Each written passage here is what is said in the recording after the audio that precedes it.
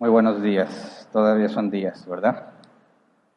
Me da mucho gusto verlos, me da mucho gusto ver que algunos traen su playera oficial, que no le digan, que no le cuenten, solo hay una playera oficial de árbol plantado hasta ahora, me da gusto ver que ya la traen puesta.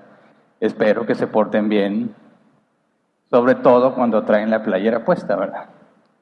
Que es la publicidad que le vas a hacer a la iglesia cuando la traigas puesta.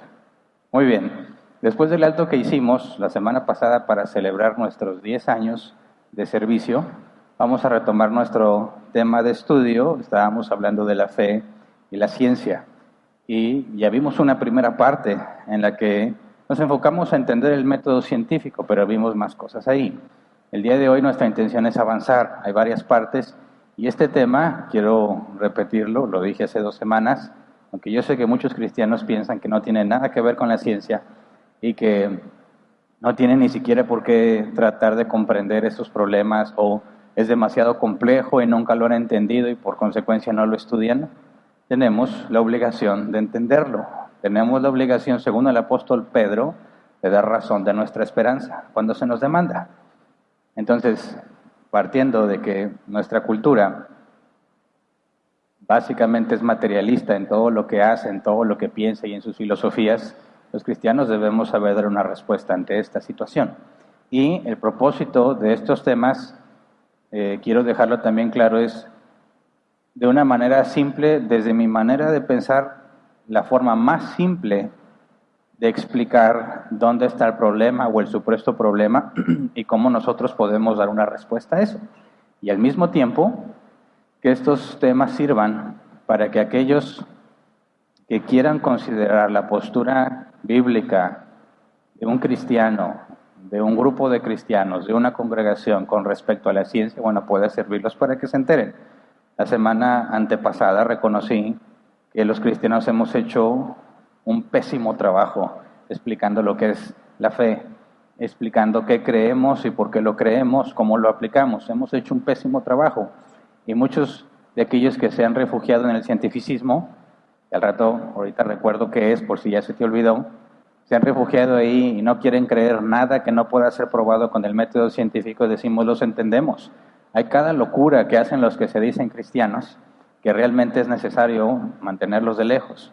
Pero si definimos correctamente los términos, correctamente ponemos las bases de cuál es la postura bíblica con respecto a la ciencia, creo yo que podemos tener un mejor diálogo y glorificar a Dios mejor en el proceso de explicar por qué nosotros decimos que la fe y la ciencia no están peleadas. Entonces voy a hacer un breve resumen de lo que vimos hace 2 semanas para poder tener el contexto.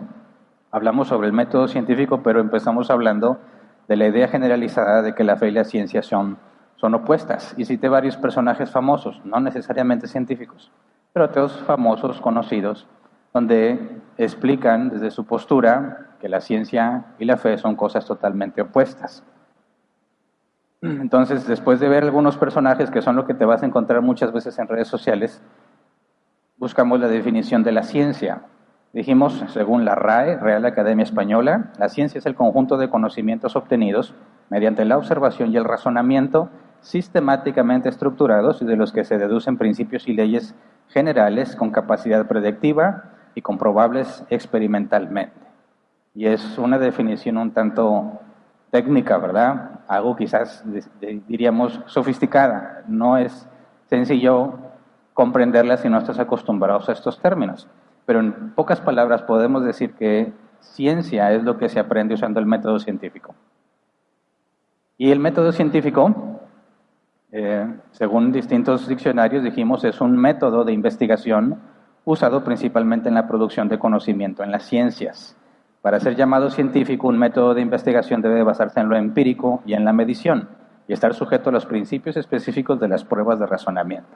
Tienes que usar tu razonamiento, usar las matemáticas, medir, probar, experimentar, repetir, hacer una hipótesis, probar los resultados y luego compartirlos. Vimos los pasos del método científico.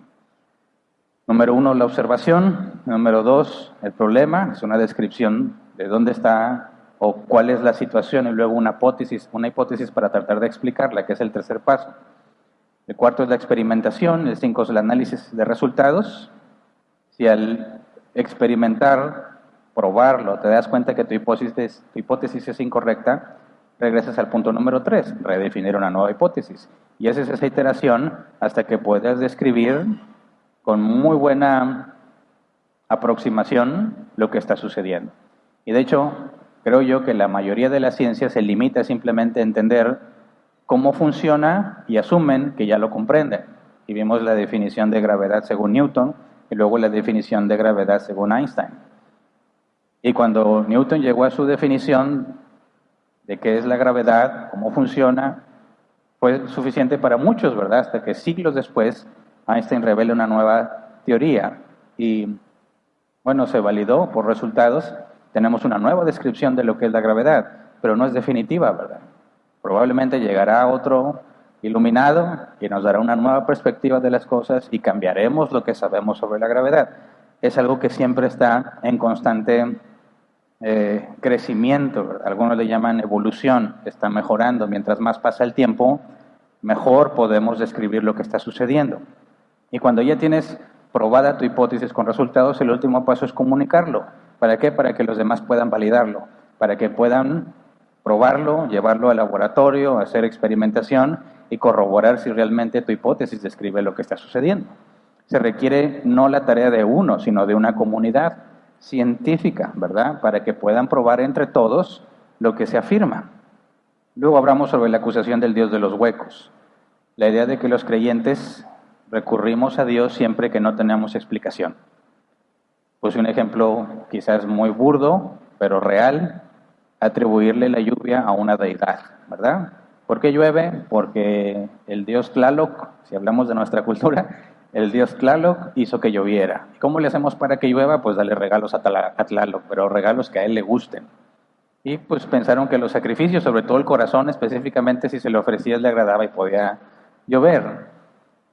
Y conforme avanza la ciencia y nos damos cuenta que es un método que no tiene nada que ver con las deidades, supuestamente, entendemos la evaporación, la condensación, la lluvia cae, fluye hacia los ríos y los mares, es un ciclo que se repite, decimos, bueno, ahí está, tú decías que era un Dios porque no lo entendías, así que piensan que los cristianos atribuimos cosas a Dios porque no entendemos lo que está sucediendo, y que la ciencia va a ir descifrando y sacando a la luz lo que realmente sucede, y poco a poco dejaremos de creer en Dios porque se va a volver algo totalmente innecesario. Esa es, digamos, la acusación hacia el cristianismo del Dios de los huecos. Luego vimos la definición de fe de la manera popular que los ateos manejan o los materialistas, y citó algo que escribió Richard Dawkins, que supuestamente es el ateo más famoso del mundo, aunque él mismo no se considera ateo sino agnóstico. Dice Richard Dawkins, la fe es la gran escabullida, la gran excusa para evitar la necesidad de pensar y evaluar las diferencias. La fe es creer a pesar de la falta de evidencia, o incluso tal vez debido a la falta de evidencia. En pocas palabras, se está hablando de una fe ciega, ¿verdad? Y luego hablamos del cientificismo. Según Google y distintas definiciones, el cientificismo es la tendencia a dar excesivo valor a las nociones científicas, en especial a las ciencias basadas en los datos de la experiencia, considerando que son el único conocimiento válido. El cientificismo considera que el método científico debe aplicarse a cualquier ámbito de la vida intelectual y moral. Son aquellos que dicen, si no puedes medirlo, cuantificarlo, probarlo y repetirlo en un laboratorio, no puede ser verdad. Y por último, cité a distintos científicos teístas, creyentes en Dios, y son los pioneros y los más importantes en toda la historia, y di muchas citas donde ellos aseguran que no hay ningún conflicto entre la fe y la ciencia. Entonces, el propósito de la primera parte no era dar un argumento a favor de Dios, ni mostrar que el método científico está equivocado, ni mostrar que los materialistas están equivocados. De hecho, no demostré nada, simplemente puse las bases para entender de qué estamos hablando, para entender a nuestros amigos que son materialistas, que confían en el método científico. Mostré que en muchos casos, en muchos puntos, estamos del mismo bando. Nosotros, si nos basamos en lo que la Biblia dice, también estamos en contra de la escupida santa. ¿Se acuerdan de ese ejemplo? que se acuestan los congregantes y el pastor, que tiene una unción especial, les escupe y tiene que caer en la boca de ellos para que puedan recibir la bendición. De los que se murió la señora porque le pusieron bocinas y el pastor saltó arriba de ella, todo en nombre de la fe. Y decimos, en eso estamos en el mismo lado que ellos, ¿verdad? Eso no es correcto, eso no es razonable y de hecho eso no es la fe bíblica. Así que cuando hablamos de nuestros amigos que confían en el método científico, debemos reconocer que estamos en muchos puntos, en muchas áreas, estamos del mismo lado. El problema está en otra área. Y de hecho, lo que nos vamos a enfocar hoy es en definir la fe. Ya expliqué, según Richard Dawkins, qué es la fe, ¿verdad? Y en pocas palabras nos dice que la fe es ciega, creer a pesar de la evidencia o creer debido a que no hay evidencia. Pero quisiera leerles una de las citas que cité hace 2 semanas, la opinión de Max Born, Premio Nobel de Física de 1954 por sus investigaciones en torno a la mecánica cuántica. Dice él, no yo, solo la gente boba dice que el estudio de la ciencia lleva al ateísmo. No hay incompatibilidad alguna entre la ciencia y la fe. La ciencia demuestra la existencia de Dios. Entonces tienes a Richard Dawkins diciendo que la fe es creer a pesar de las evidencias, es opuesta a la ciencia, y tienes a un premio Nobel de Física. Richard no ha ganado ningún premio Nobel. Tienes un premio Nobel de Física que dice que no hay ningún problema, y de hecho la ciencia le ayuda a probar o demuestra la existencia de Dios. Así que si analizamos las dos afirmaciones, tenemos que concluir, y espero que todos estemos de acuerdo, en que uno de los dos está equivocado, ¿verdad? Las dos cosas no pueden ser verdad en el mismo sentido y al mismo tiempo. No puede ser que la ciencia sea opuesta a la fe porque la fe ignora la evidencia y al mismo tiempo que no haya ninguna incompatibilidad entre ellas y que pruebe la existencia de Dios. Uno de los dos está equivocado o los dos están equivocados, ¿verdad? Pero no pueden ser verdad las dos cosas al mismo tiempo. Y si estamos de acuerdo en eso, entonces podemos empezar a dialogar. Y asegúrate siempre de preguntar eso primero. Primero es la prueba de la lógica, la ley de no contradicción. Si con quien estás hablando está dispuesto a reconocer que dos cosas que son opuestas no pueden ser verdad al mismo tiempo y en el mismo sentido, entonces puedes tener una plática muy productiva. Pero si no están dispuestos a reconocer eso, vas a perder tu tiempo si te pones a platicar. Mejor deberías empezar a hablar sobre la lógica y por qué confiamos en la ley de la no contradicción, si no, no tendría sentido ni siquiera hablar. Pero bueno, el día de hoy vamos a estudiar la fe. ¿Qué es la fe? Y yo sé que lo sabemos en términos bíblicos, pero quiero orientarlo hacia el ámbito de la ciencia. Porque nosotros, los creyentes en Dios, somos normalmente atacados porque hablamos de fe. Y se nos acusa de que estamos escogiendo la fe ciega en lugar de la verdad. Y que tienes que escoger o ciencia o fe, pero no puedes tener las dos cosas. Entonces, si definimos correctamente, bíblicamente hablando, qué es la ciencia, creo que podemos dar un paso muy importante en entender por qué no hay ningún problema entre ciencia y fe, y mi propósito el día de hoy es demostrar que no puedes hacer ciencia sin fe. Pero para poder llegar a ese punto hay que entender qué es la fe, y para eso hay que ir a una definición bíblica primero. Así que antes de empezar vamos a orar, así como estamos. Señor, te damos muchas gracias por tus misericordias, porque son nuevas cada mañana, y es gracias a tu misericordia que podemos estar aquí y estudiar y examinar tu palabra. Sabemos que por nosotros mismos, Señor, no podemos llegar al conocimiento de Dios, a tu conocimiento. Tú eres galardonador de los que te buscan. La Escritura afirma que se requiere el Espíritu Santo para poder discernir las cosas que son del Espíritu. Y toda tu palabra ha sido inspirada por tu Espíritu Santo, así que necesitamos de ti para que nos ayudes a comprender, nos ayudes a entender qué creemos, por qué lo creemos, cómo lo aplicamos y cómo lo enseñamos a otros. Todo esto, Señor, te lo rogamos en el nombre de Jesús. Amén. Bien, ahora empecemos en el tema, porque cuando hablas de fe ciega, tristemente hay muchos cristianos que están dispuestos a afirmar que ese es el concepto verdadero de la fe. Una fe ciega es la forma en que muchos cristianos definen su propia fe. Creer a pesar de la evidencia o creer a pesar de que no tienes evidencia. Y viven felices, viven orgullosos, y te lo digo porque así viví yo también un tiempo, y me daba mucho orgullo decir que a pesar de que no había evidencia, yo creía. Y yo pensaba que eso iba a motivar a mis amigos del trabajo que creían en Dios. No sabía que estaba provocando exactamente lo opuesto. Pero la idea de creer sin razonar, sin tener evidencia, sin tener argumentos, se ha expandido mucho en el cristianismo. Tristemente se enseña en todas las iglesias que yo he conocido, salvo unas pocas excepciones, y se les enseña a los cristianos, literalmente así lo digo, porque así lo escuché, cuando entras a la iglesia desconectas tu cerebro. Dejas de pensar y entras al reino de la fe. Entonces tenías que mentalizarte a que voy a entrar, no voy a pensar, no voy a razonar, porque si lo razono no tiene sentido. Y es más, la fe no se trata de razonar, se trata de creer. ¿Y qué me motivaba a creer eso? Porque yo quería los millones que me prometían, ¿verdad? Yo quería esa prosperidad económica. Me decían, para que tú puedas llegar a esos niveles, tienes que tener un nivel de fe muy superior. Y para llegar a ese nivel de fe superior, la lógica y el razonamiento no te sirven. En pocas palabras, si quieres tener mucho dinero, debes dejar de pensar. ¿Y cuál fue mi respuesta? Amén. Yo creo. Y por eso me sacaron mucho dinero. Bueno, por eso no me lo sacaron, yo se los di. Y muchos cristianos lo siguen haciendo.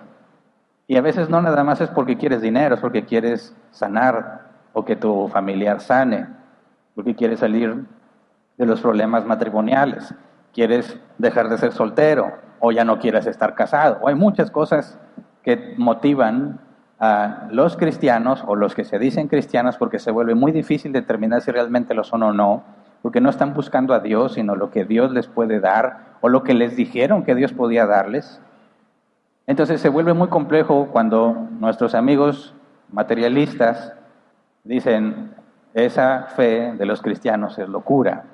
Y les hablamos, no, es que esa no es la fe. Dices, oye hermano, todos los cristianos que conozco así dicen.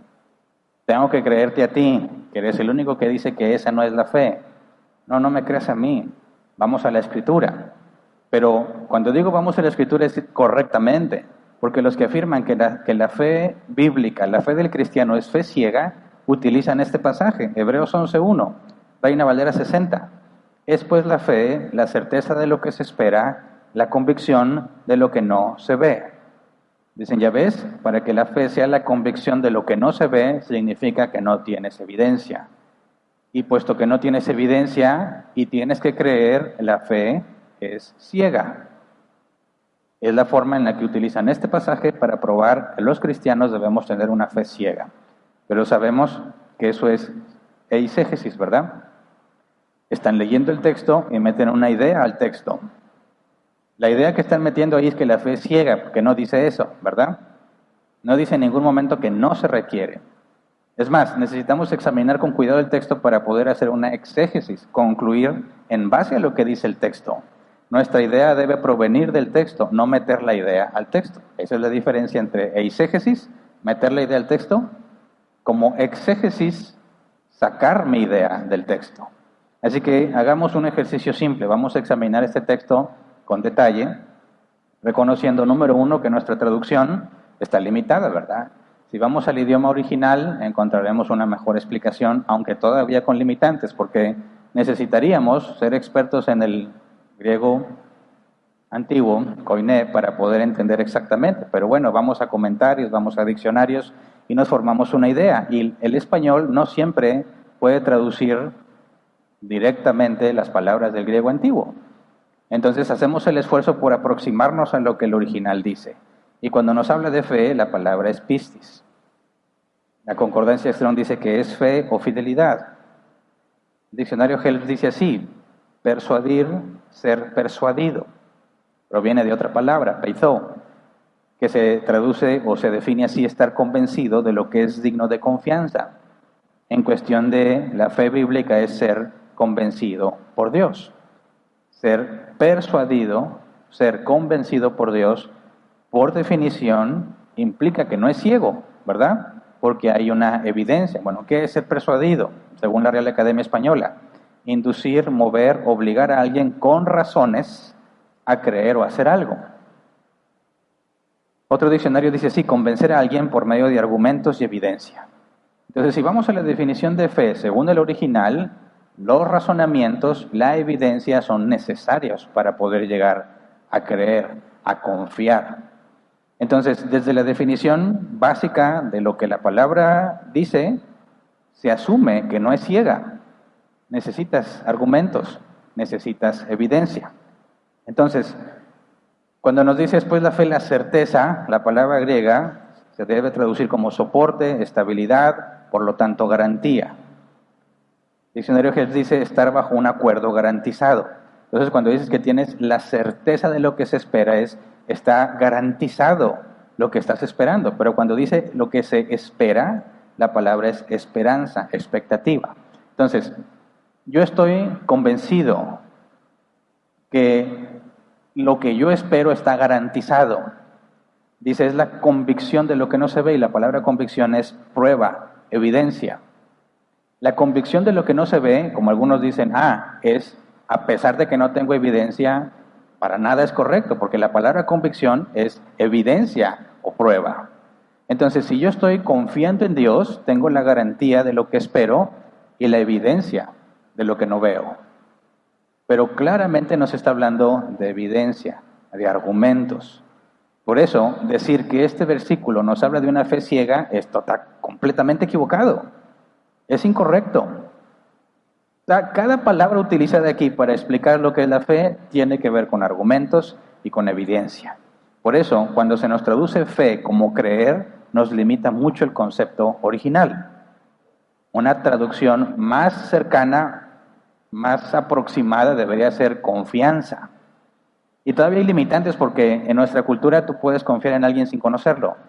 Y hay personas que dicen la confianza se regala, otros dicen la confianza se gana, y otros en un punto medio, primero te la regalo y si la pierdes te la ganas. No sé cuál sea tu postura, pero cuando hablamos aquí de confianza no es de algo que tú decides confiar, no, sino que te persuadieron, te dieron argumentos, evidencias y por lo tanto concluyes que puedes confiar. Así que es un proceso mental. No desconectas tu cerebro para tener fe. Necesitas el cerebro para poder tener fe. No ignoras los razonamientos y la evidencia para tener fe. Se requieren argumentos y evidencia para poder tener fe. Entonces, podríamos hablar de este pasaje, lo voy a leer otra vez, Hebreos 11:1, Reina Valera 60, es pues la fe, la certeza de lo que se espera, la convicción de lo que no se ve.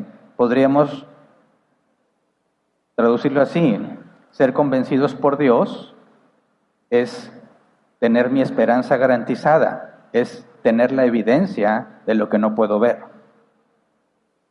Y ahí, me parece, partiendo del original, excluye por completo la fe ciega. Ahora veamos una aplicación, ahí mismo en ese capítulo, el versículo 7, el caso de Noé, que creo que es muy conocido por todos, si es cristiano o no seas cristiano. Dice, por la fe, Noé, advertido sobre cosas que aún no se veían, con temor reverente construyó un arca para salvar a su familia. Por esa fe, condenó al mundo y llegó a ser heredero de la justicia que viene por la fe. A Noé, a grandes rasgos, pero no voy a entrar a detalle, se le pidió, Dios le dijo que construyera un arca, ¿verdad? Y no sabemos qué argumentos le dio, no sabemos qué evidencias le dio del diluvio que vendría, pero Noé confió y le tomó muchos años, no dice la Biblia el tiempo exacto, puedes hacer una aproximación, más o menos 75, por la edad de sus hijos antes y después, más o menos, pero fueron muchos años los que le dedicó a construir el arca. Y lo hizo porque confió. Lamentablemente no se nos explica en este caso particular cuáles fueron los argumentos ni las evidencias que persuadieron a Noé. Pero eso no significa que no haya un ejemplo bíblico. Y sí hay un caso que me parece que es muy claro para efecto de lo que queremos probar, sería el caso de Pedro. Vamos a Mateo 14, 23 al 30.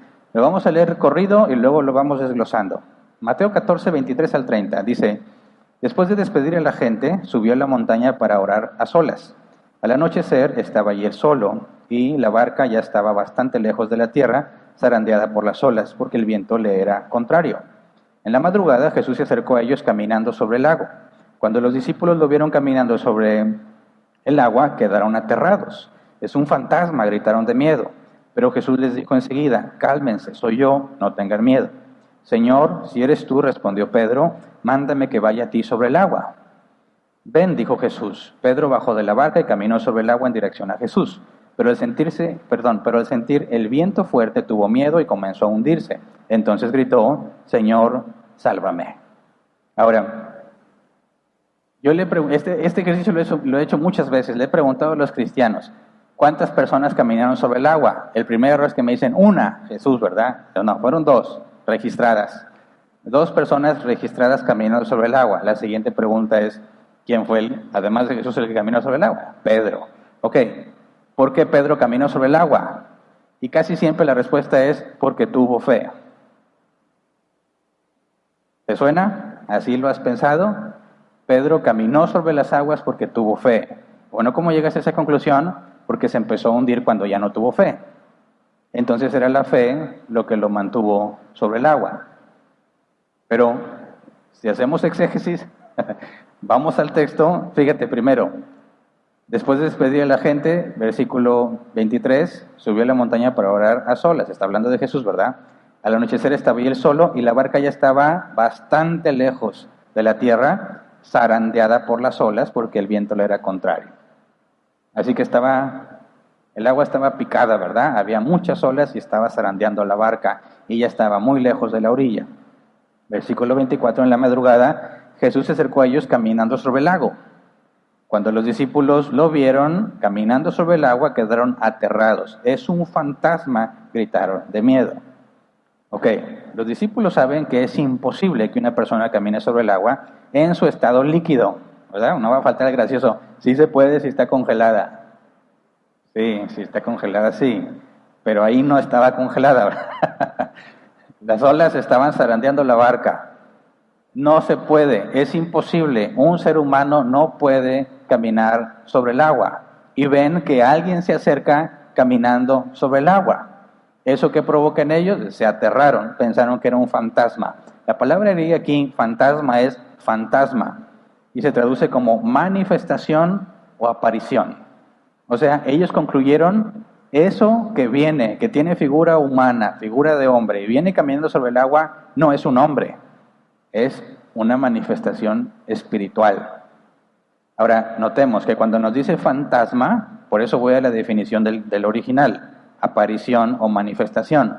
¿No se imaginó a alguien con una sábana, con los ojos así, o arrastrando cadenas, o medio muerto, así, pudriéndose? Todos esos conceptos son ajenos al texto. Ellos están diciendo, eso que viene hacia nosotros, y que está muy feo el mar, no la persona, ¿verdad? Viene hacia nosotros, no puede ser humano, porque los humanos no pueden caminar sobre el agua. ¿Se entiende? Versículo 27, pero Jesús les dijo enseguida, cálmense, soy yo, no tengan miedo. Entonces Jesús dice, yo no soy una aparición, soy yo. Ahora, los discípulos saben que Jesús es hombre como ellos, y que si es hombre como ellos, tampoco puede caminar sobre el agua, partiendo solamente de la revelación que tienen, ¿verdad?, hasta este momento. Jesús es un buen maestro, ¿verdad? Es un líder, puede ser el Mesías, pero no están relacionando a Jesús con una divinidad. Cálmense, soy yo, no tengan miedo. ¿Qué tan confiable es eso si es un fantasma que te quiere hacer daño, verdad? Es como los perros. Si un perro te ladra y hace mucho escándalo, muy poco probable es que te vaya a morder, que algunos sí lo hacen. Pero el que te quiere morder, el perro que te quiere morder, no ladra. Se acerca directo a morderte, y esos son los que dan miedo, porque imagínate, ves que viene un perro, no está moviendo la colita, no hace ruido, nomás viene directo hacia ti. Ah, caray, no va a ir bien la cosa, a menos que sea un chihuahueño. Pero si es un perro grande, y viene hacia ti, no sé si has experimentado ese temor. Yo muchas veces, en el parque de la colonia, cuando salgo a correr, a veces los que salen a correr dejan al perro suelto. Y he visto cómo los perros grandototes vienen directo hacia mí, y luego veo al dueño de atrás así corriendo. ¡No! ¿Qué pasa por tu mente al ver esa escena? ¿Buscas las alternativas para correr o no sé, le aplico un torniquete al perro, algo? ¿Buscas cómo te vas a defender? Y a veces nada más llega y te pasan ideas incluso no del todo correctas. Los perros huelen el miedo. Entonces, no tengo miedo.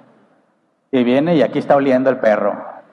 Y allá viene el dueño corriendo, bien le digo, ándale, hasta que llega y no te pasó nada. Pero entonces imagínate, ves que alguien viene caminando sobre el agua y te dice, cálmate, soy Jesús, no un fantasma. Ellos dicen, es imposible que sea Jesús, porque Jesús es un hombre y los hombres no caminan sobre el agua, ¿verdad? Pero si la fe fuera ciega, ¿qué hubieran dicho los discípulos? Lo creo en fe.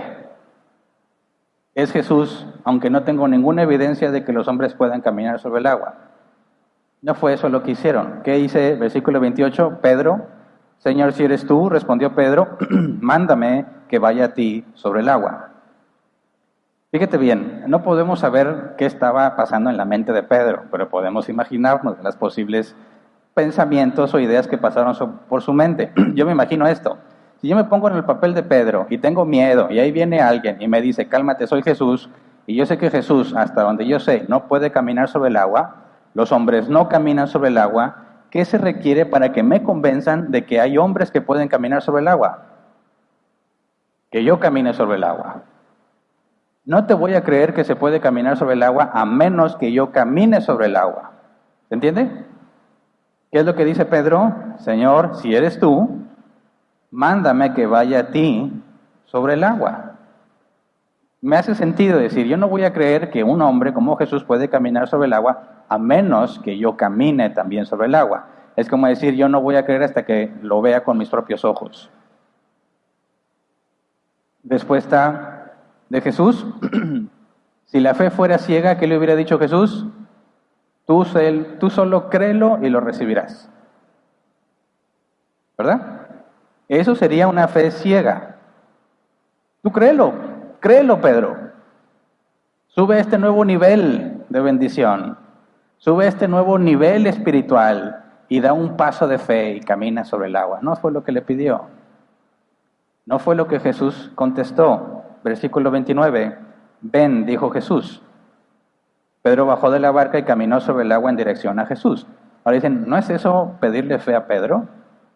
Y ahí viene la pregunta, ¿Pedro caminó sobre el agua porque tenía fe? ¿O por qué pudo caminar sobre el agua? Creo yo, para poder entenderlo, hay que entender la evidencia que pide Pedro. Si tú eres Jesús y puedes caminar sobre el agua, muéstrame que un hombre puede caminar sobre el agua. Muéstrame que yo puedo caminar sobre el agua para creer que tú eres Jesús. Si te fijas, es lo opuesto a creer sin evidencia. Está diciendo, dame la evidencia que yo te pido para creer que tú eres Jesús. ¿Verdad? ¿Y cuál es la respuesta de Jesús? Una orden, no una petición ni una sugerencia, una orden. Ven. Así, pregunto yo, ¿por qué Pedro caminó sobre las aguas? Porque Jesús lo mandó. No puedes decir que Pedro tenía fe, porque para que Pedro creyera, demandó esa evidencia.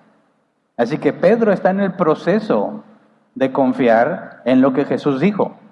Pero para poder confiar en lo que Jesús dijo, solicitó caminar sobre el agua, cosa que Jesús le concedió. Ven, Pedro no se mantiene sobre el agua por su fe, que está en proceso de validación, ¿verdad?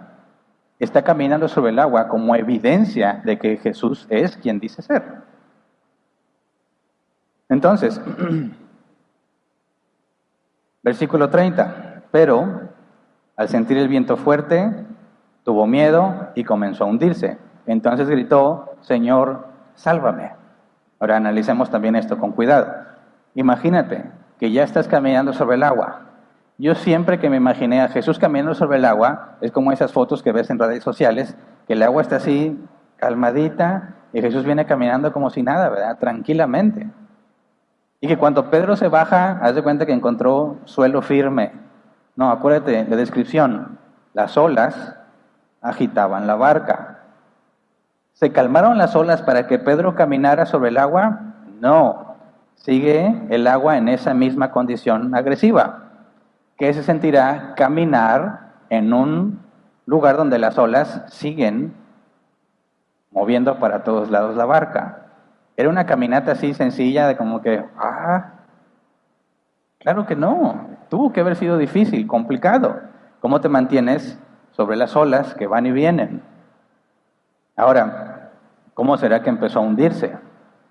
Aquí cuando dice comenzó a hundirse, la palabra hundirse, el griego, se traduce como comenzar o gobernar. Concordancia exhaustiva NAS. Comenzó, empezó, inició, principio. Que se empezó a hundir. Yo creo que hay dos alternativas. ¿Fue un proceso lento o fue así, rápido? Hundirse es arrojar al mar. Me hundo en el mar, me ahogo, me sumerjo. Concordancia exhaustiva NAS, ahogarse, hundirse. Entonces, ¿qué crees tú que pasó? ¿Que Pedro empezó lentamente así? Dijo, ¿qué está pasando? ¿Qué está pasando? ¿Eso te hace pensar que te estás ahogando? Yo más bien creo, y no lo puedo asegurar, yo creo que fue de repente, ¡puas! Y el agua picada. Pedro es un pescador experimentado. ¿Se requerirá que él sepa nadar? Por supuesto, ¿verdad? ¿Y tendría poco de saber nadar? No. Si tiene el oficio de pescador, seguramente tenía prácticamente toda su vida con ese oficio. Es un experto nadador. ¿Y por qué se está ahogando? Si sabe nadar bien, por la condición del agua. Está muy agresiva el agua, es muy difícil mantenerte a flote. Entonces, piensa ahora, ¿qué están haciendo los de la barca? Están así nomás, ¿verdad? Cuando Pedro dice, Señor, si tú eres, haz que yo vaya, manda que yo vaya, ven, y se baja del agua, me imagino yo la impresión de todo. Pero cuando se hunde, ¿qué hicieron? ¿Quién dijo Pedro? Y se quitó la ropa y se metió a salvarlo. Nadie. Nadie. Aviéntele un salvavidas. No existían, ¿verdad? No hizo nada nadie. Pedro se está ahogando. Y si fue así de... Y ahí están todos en la barca. ¡Échale ganas, Pedro! Y nadie se metió a ayudarlo, ¿verdad? ¿Por qué? Por la condición del agua. ¿Qué te va a pasar? ¿Alguna vez has tratado de rescatar a alguien que se está ahogando? ¿Sabes cuál es la probabilidad de que te ahogues tú primero? Por el pánico que entra el que se está ahogando y busca aferrarse de lo que sea y mantenerse flote él y te sumerge para poder respirar. Yo sí lo he sentido y es muy desesperante. Ahora imagínate que encima, y en agua tranquila, ¿verdad? Imagínate que encima está picado, ¿quién se va a aventar? No hay nadie que salve a Pedro. ¿Quién es el único que puede salvar a Pedro? Jesús, que está sobre el agua. ¿Verdad? Ok. Mateo 14:31. Enseguida Jesús le tendió la mano y sujetándolo lo reprendió. Hombre de poca fe, ¿por qué dudaste? Y estos pasajes me inspiran mucho. Porque, no sé, igual como papá, uno llega al punto en que le dijiste tantas veces a tu hijo que no hiciera lo que estaba haciendo, y luego se cae, o se pega, o se quema, y ¿qué es lo primero que te dan ganas de decirle? Te lo dije, pero no me quieres entender. Y muchas veces me decían, pero ¿por qué lo regañas? Primero ámalo. Y lo intenté, de veras lo intenté.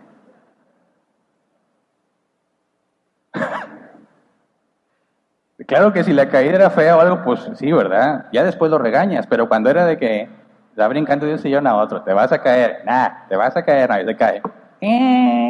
Ándele, qué bueno. Eso le pasa por desobediente. ¿Qué es lo que hizo Jesús cuando fue a sacar a Pedro? Jesús le tendió la mano y sujetándolo, lo reprendió. Hombre de poca fe, porque dudaste. Me dijo, ay, Pedrito, ¿estás bien? Yo te salvo.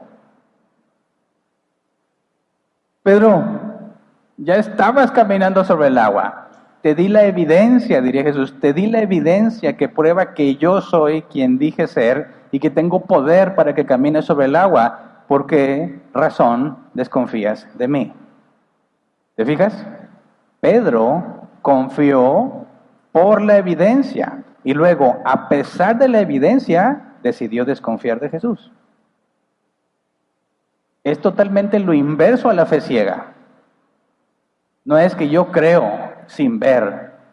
Pedro dijo, a ver, manda, que yo vaya. Si no, qué fácil, ¿verdad?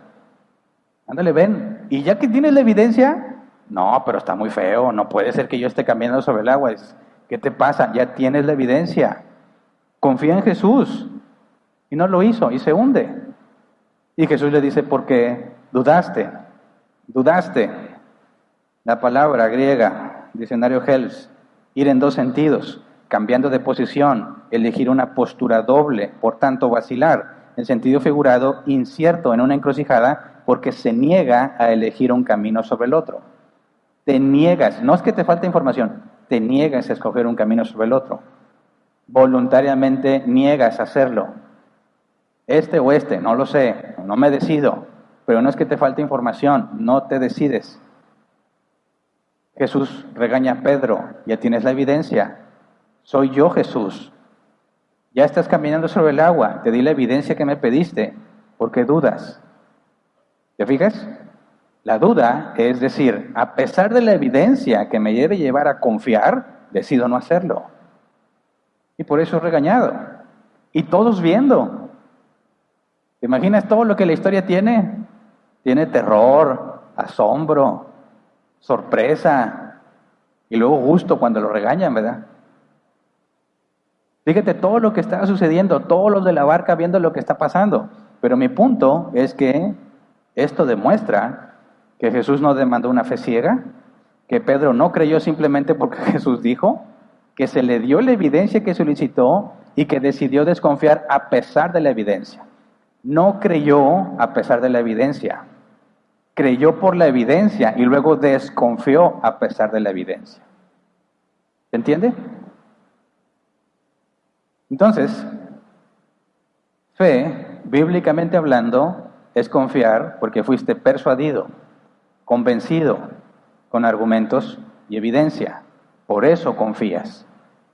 Es lo opuesto a una fe ciega.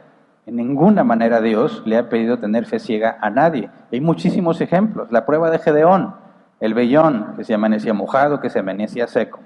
Tantas cosas que vemos en la Escritura de pruebas y referencias. Lo que dijo Moisés, ¿cómo les voy a demostrar que tú eres Dios y que tú me mandaste? Ahí está la vara, ahí están las plagas. Tantas cosas, tantas referencias a personajes bíblicos. Está llena la Biblia de ejemplos donde nunca se demandó una fe ciega. Y aún así hay unos que se atreven a afirmar que la fe bíblica es una fe ciega. ¿Cómo se atreven a afirmar algo así?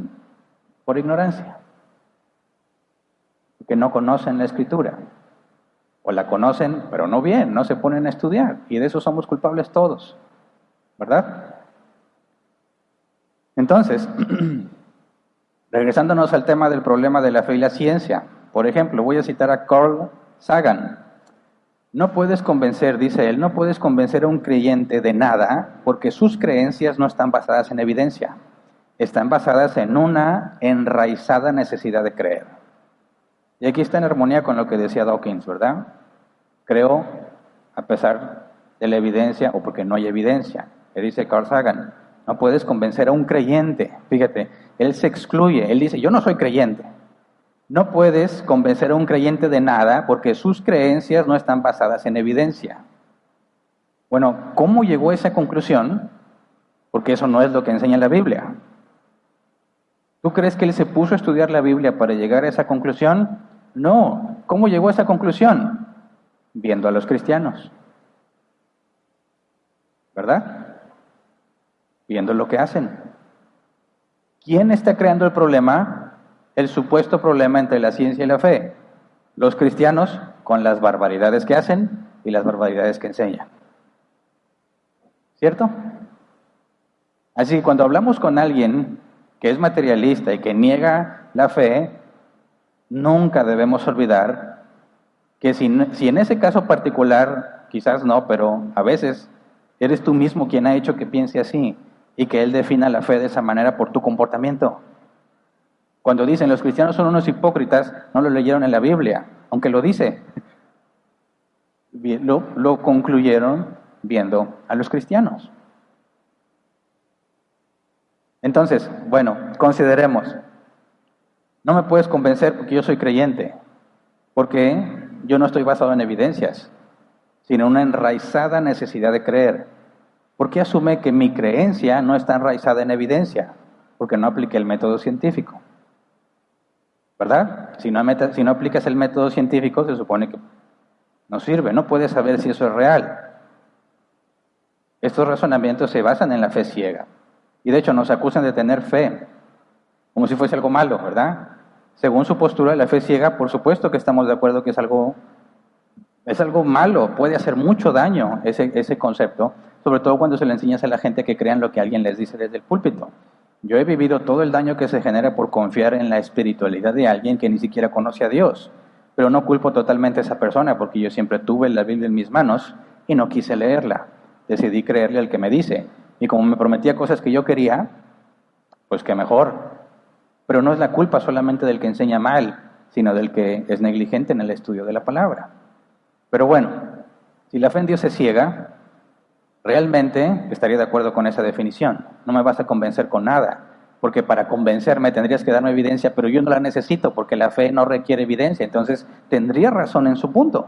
Si él parte de la observación, viendo cómo son los cristianos, que algunos dicen, yo no voy con el doctor porque tengo fe en que Dios me va a sanar, ellos mismos muestran el problema supuesto entre la ciencia y la fe. No necesito un hospital porque tengo fe. Es que no tiene nada que ver una cosa con la otra. Yo puedo ir al hospital incluso porque tengo fe. De hecho, sin fe, de nada me sirve la ciencia, pero todavía no llego a ese punto.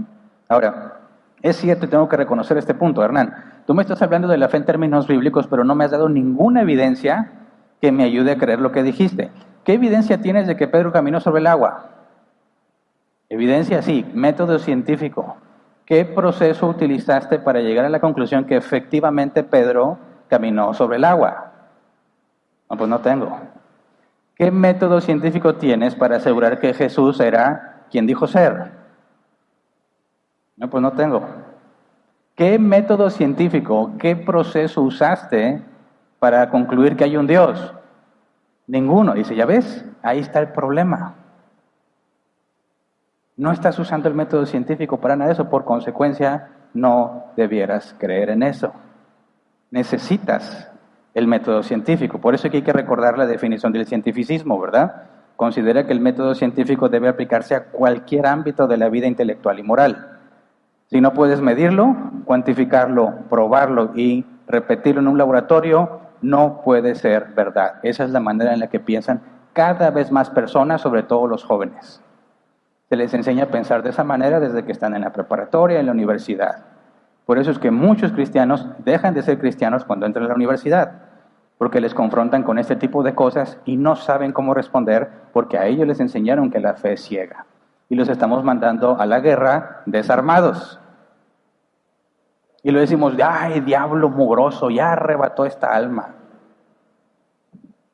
El pecado es nuestro, por negligentes. ¿Cómo nos gusta culpar al diablo, verdad? Y luego Adán no pudo culpar al diablo, pero culpó a Eva.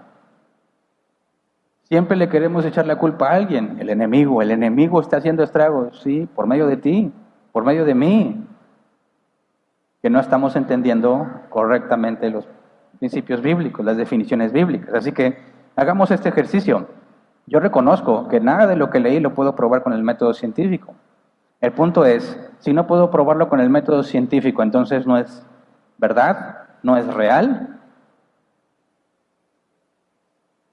Fíjate, si quieres usar el método científico, medirlo, probarlo, repetirlo, requieres que todo sea material, ¿verdad? Por eso, todo aquel que pretende utilizar el método científico como la única forma de saber si algo es real, es considerado un materialista. Un materialista dice, todo lo que existe es material. Y si no es material, no existe. Y si todo lo que existe es material, entonces le puedo aplicar el método científico, ¿verdad? Puedo probarlo, medirlo, experimentar, etcétera, etcétera. Puesto que no hay nada fuera del mundo material. Y cuando yo estoy hablando de Pedro caminando sobre el agua, de la Escritura, de un Dios, me dicen, ¿Dónde está la evidencia material de eso? No la tienes, por consecuencia, no existe Dios. Y no caminó Pedro sobre el agua, es más, ni existió Pedro, a menos que me lo demuestres. Bueno, tenemos que hacernos esta pregunta entonces. ¿Puede el método científico probar todas las cosas? ¿Podemos usar el método científico para probar si algo es verdadero o no? Veamos una serie de cosas que todos, o espero yo, la gran mayoría consideremos que son reales, que son verdad, y no usamos el método científico. Por ejemplo, la lógica y las matemáticas. ¿Un número existe en el mundo material? Dicen, sí, yo aquí puedo poner un 1. No, esa es una representación física de un número. Pero alguien puede decirme dónde están los números, dónde vive el 1, el verdadero, el original, ¿dónde vive? ¿Dónde lo guardas? No es material, ¿verdad? Las matemáticas, ¿dónde están las matemáticas? ¿Quién las tiene guardadas? ¿Se las puede robar? ¿Las matemáticas son algo físico? No. ¿La lógica? Si yo soy un hombre y todos los hombres mueren, por consecuencia yo moriré, ¿es un razonamiento lógico? ¿Es físico? ¿Es material? No. ¿Un pensamiento? Podemos decir, este pensamiento lo voy a guardar en este cajón y cuando lo ocupe lo vuelvo a recordar. No. ¿Dónde se almacenan los pensamientos? No hay un lugar físico para los pensamientos. Entonces, recordemos el método científico. Es el problema, ¿verdad? Bueno, observas, ¿por qué llueve? Está interesante. ¿Cuál es mi problema? No entiendo por qué llueve. ¿Qué es lo que hace que el agua caiga del cielo? ¿Alguien la sube allá? ¿Alguien se sube todos los días y la avienta? Y luego cae. Tratas de explicarlo, haces una hipótesis, pero para hacer eso ya necesitaste la lógica. Una serie de pasos ordenados que lo pueden explicar. Para la hipótesis necesitas el razonamiento, ¿verdad? Y luego para probar tu hipótesis necesitas las matemáticas y necesitas la física. ¿Cómo sabes que es correcto? ¿Cuánto mide? Necesitas los números. Ahora, partiendo de su definición, si no lo puedes probar, medir, repetir en un laboratorio, no puede ser verdad. La pregunta es, ¿cómo le hace la ciencia que utiliza y requiere las matemáticas y la lógica? ¿Cómo le hizo para comprobar que son reales? Las matemáticas y la lógica, si no son material.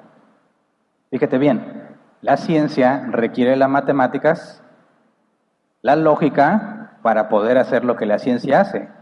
Sin embargo, no pueden probar en un laboratorio, midiendo ni repitiendo, que los números y la lógica existen. Asumen que existen. Dan por hecho que existen, aunque no lo puedes demostrar. ¿Verdad? Segundo punto.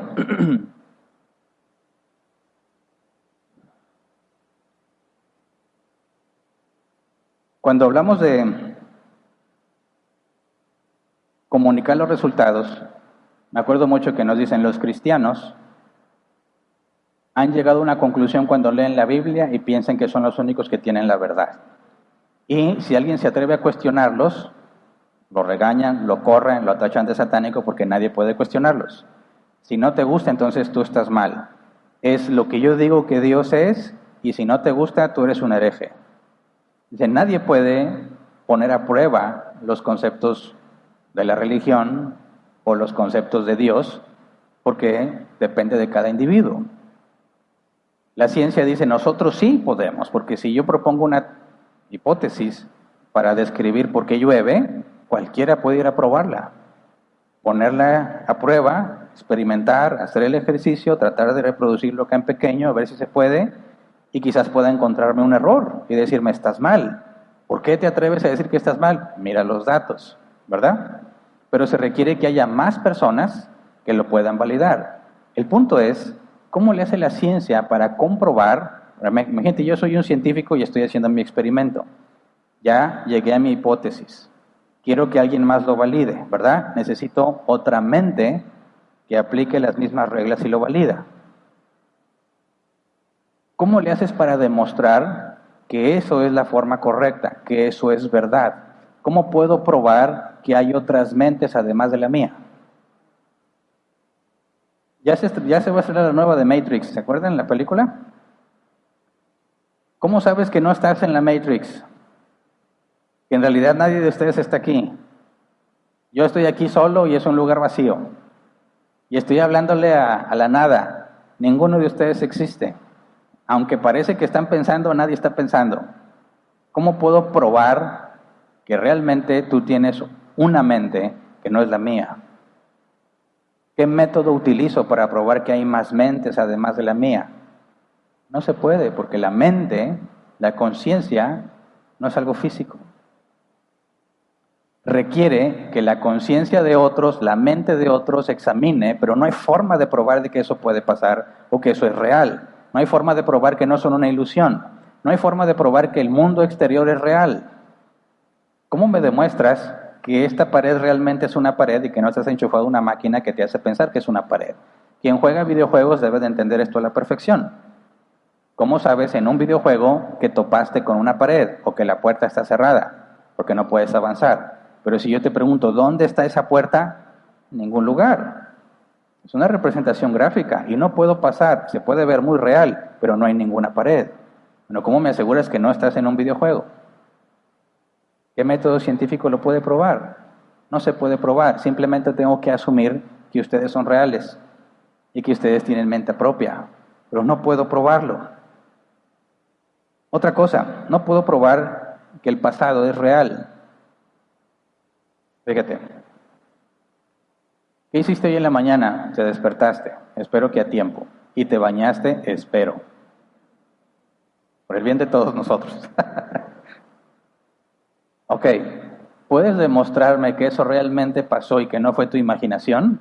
Es decir, ¿puedes demostrarme usando el método científico, midiendo, experimentando y repitiendo, que eso que pasó en la mañana realmente pasó? ¿Puedes repetirlo? A ver, hagamos un experimento. ¿Cómo puedo hacer que realmente te levantaste temprano y te bañaste? Y de, oye, ¿puedo deducirlo? Oliéndote. ¿Tienes la cara brillosa? ¿Y te bañaste? No creo. Pero yo puedo repetir, regresar en el tiempo y repetir lo que sucedió y decir, sí, aquí está la evidencia de que te bañaste. No se puede. Todo lo que sucede en el pasado no puedes demostrarlo con el método científico.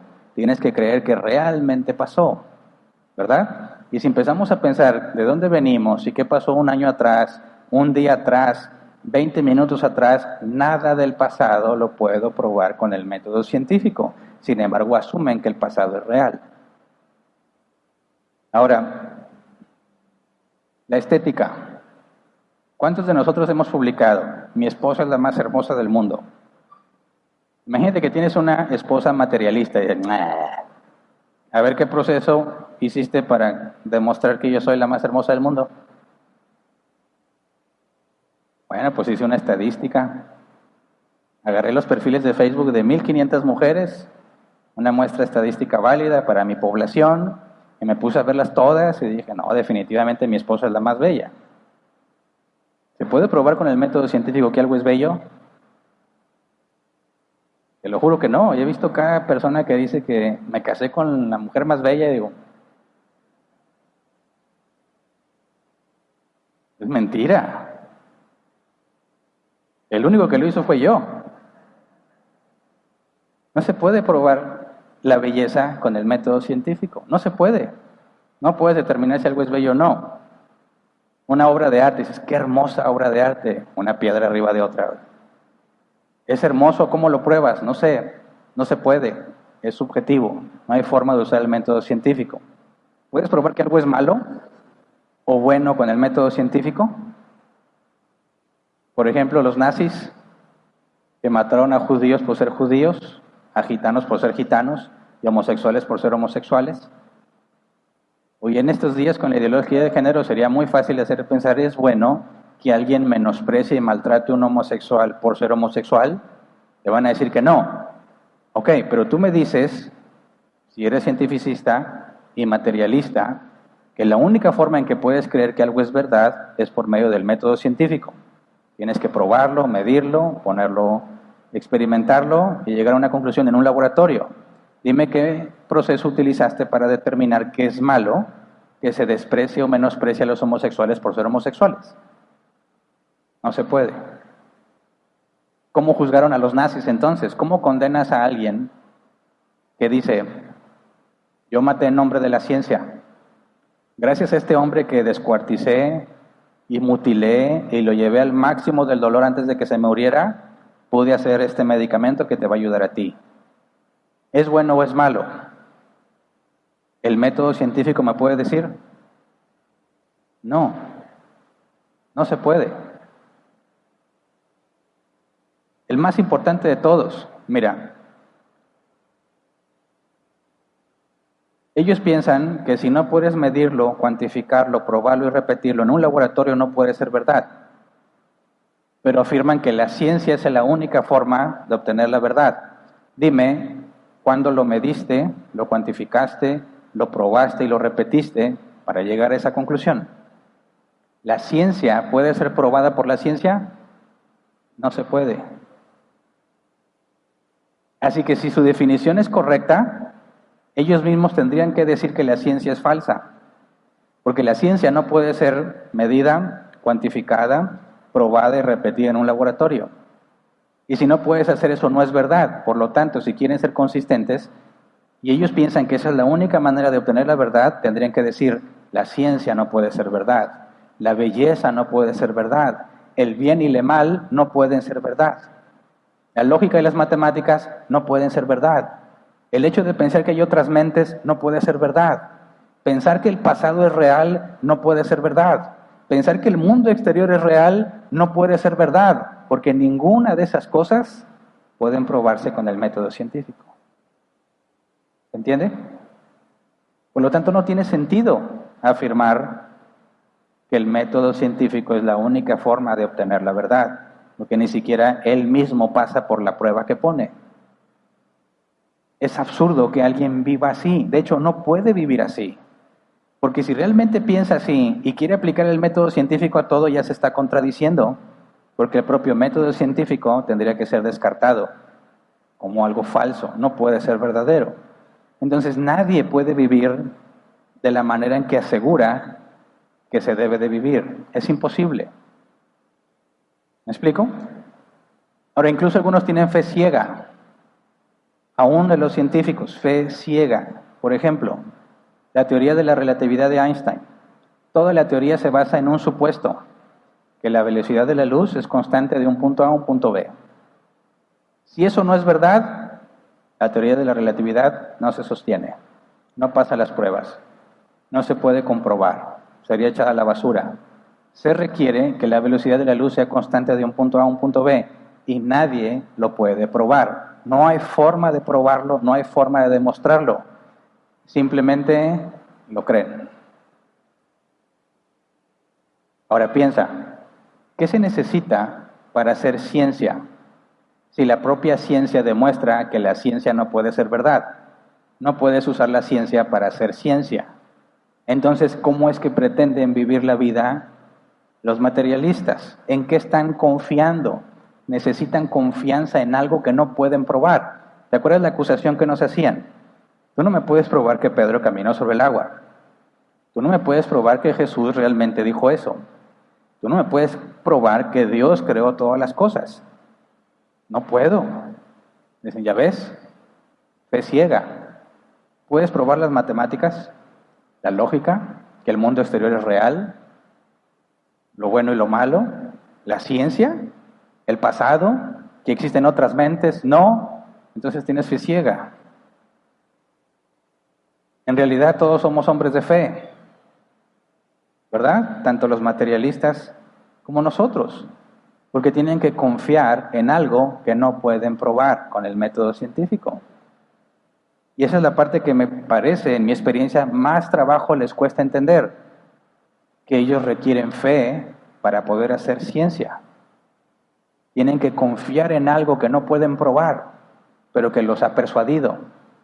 Están convencidos de que es verdad a pesar de que no lo puedes probar. Y yo pienso que la más básica son las matemáticas.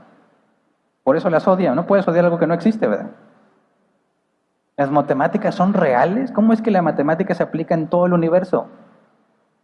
¿Alguien se atrevería a negar que las matemáticas son reales? No. ¿Y cuál es la evidencia que tienes para probarlo? Ninguna. Pero es razonable, ¿no? Lo damos por hecho.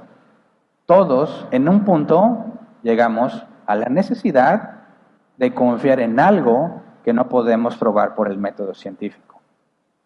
Así que tanto los materialistas como los creyentes somos hombres y mujeres de fe. Confiamos en algo que no podemos probar con el método científico. Estamos en el mismo bando. La diferencia es dónde estás poniendo tu fe. Nosotros podemos hacer ciencia basado en principios básicos. Por ejemplo, Hebreos 11:3.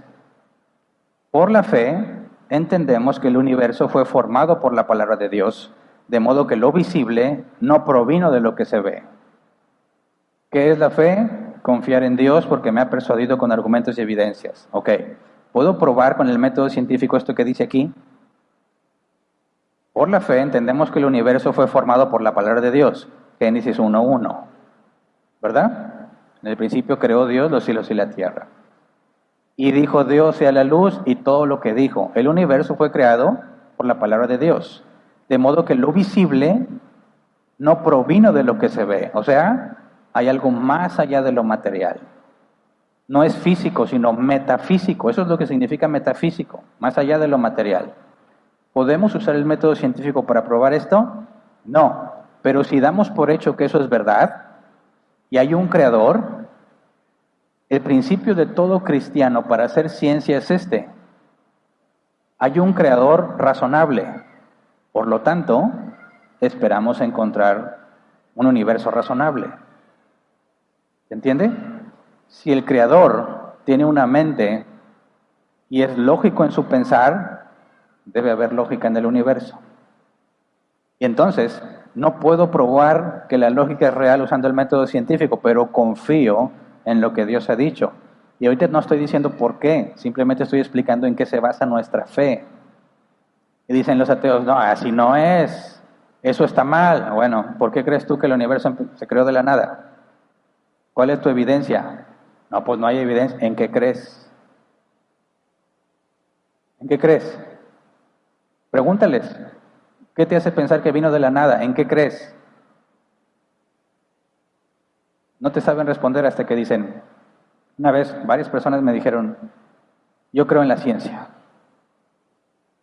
Creo que llegará el día en que la ciencia va a aclarar todas las cosas y ya no va a ser necesario un Dios. Tiene fe. Cree en sí mismo. Confía en sí mismo, a pesar de que no puede demostrar que él mismo es real. Nosotros creemos en un creador de todas las cosas y asumimos que hay orden en el universo porque el creador es ordenado. Asumimos que hay lógica en el universo porque el creador es lógico. Asumimos que las matemáticas se aplican en el universo porque el creador tiene una mente que piensa en términos de matemáticas. Ellos deciden pensar en que las cosas de repente aparecieron de la nada. Asumen que no hay un Dios, no hay un creador, todo viene del azar y no lo pueden probar, pero confían en eso con todo el corazón. De manera que si quieres hablar de ciencia, lo primero que se requiere es fe. Confiar en algo que no puedes probar por el método científico para empezar a usar el método científico. ¿Se entiende? La fe materialista es todo es material, nada existe si no es material. Y lo asumen, aunque no lo pueden probar. Y en base a eso piensan y razonan, aunque no pueden demostrar la existencia de la razón ni de la lógica.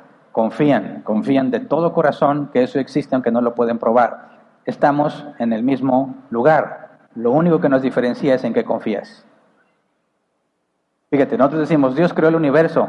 Ellos dicen, el universo se creó de la nada. Sería un milagro que Dios creara el universo. Y también un milagro que el universo se creara de la nada. ¿Cuál milagro escoges? En eso se basa. ¿Se entiende? Nosotros decimos, hay un Dios que es eterno, siempre ha estado ahí, no tiene principio ni fin. Hasta hace unos cuantos años, esa era la creencia del materialista. El universo siempre ha estado aquí, no tiene principio ni fin. Dicen, ay, por favor, ¿cómo Dios va a ser eterno? La ciencia pensaba que el universo era eterno. Es exactamente la misma definición de eternidad, pero nosotros se lo aplicamos a una persona y ellos se los explican a la nada. Así que espero yo veamos en los próximos temas, de hecho, se requiere más fe para ser materialista, porque ellos creen que las cosas aparecieron de la nada. Y nosotros decimos, hubo un creador. Dime cuál es más razonable. Nosotros decimos, en términos simples, que para que un conejo sea sacado mágicamente de un sombrero, necesitas al mago. Ellos creen que ni el conejo, ni el sombrero, ni el mago estaban ahí, y de repente apareció el sombrero, y de repente apareció el conejo de la nada. Dime cuál es más razonable. ¿Que hay un creador o que el universo se creó a sí mismo? Para que el universo se cree a sí mismo, tuvo que existir antes de ser creado para poder crearse a sí mismo. ¿Te das cuenta? Si yo me creo a mí mismo, significa que no existía, pero sí existía. No existía, pero tenía que existir para poder crearme. Entonces tengo que existir y no existir al mismo tiempo para poder crearme a mí mismo. Eso es absurdo. ¿De dónde vengo yo? Fui creado. ¿Qué es más razonable? Vamos a estar analizándolo con más detalle en los próximos temas. El punto es, todos somos hombres de fe. Todos. La diferencia es dónde depositas tu fe, en quién estás confiando. Y eso determina dónde pasarás la eternidad. Porque es por medio de la fe que somos justificados gratuitamente. Esto por Jesús. Así que lo primero que tendríamos que probar cuando hablamos con nuestros amigos materialistas es que su propia postura los descalifica. Esto necesariamente nos lleva a otro tema. Ok, si no puedes usar el método científico para probarlo todo, ¿cómo le hacemos para tener evidencias sin el método científico? Y si Dios lo permite, lo estudiaremos la próxima semana.